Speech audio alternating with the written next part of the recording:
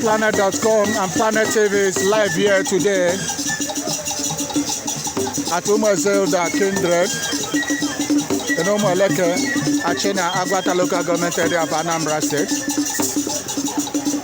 Umuezilda family, Kindred, Mon Mr. James Okpalachukwu, the father of Honorable Augustine Okpala, the former admin secretary of Achena Town Union, who was also the first vice president of Achena Youth Council, AYC.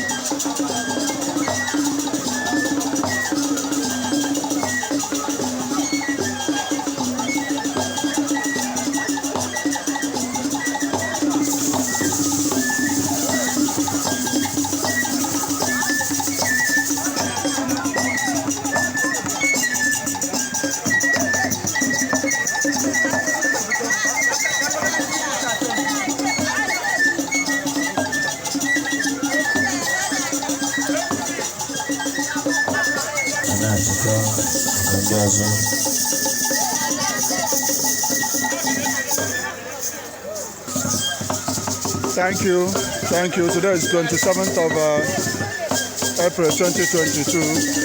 RainPowerPlanet.com is live here today. Planet TV is live here today.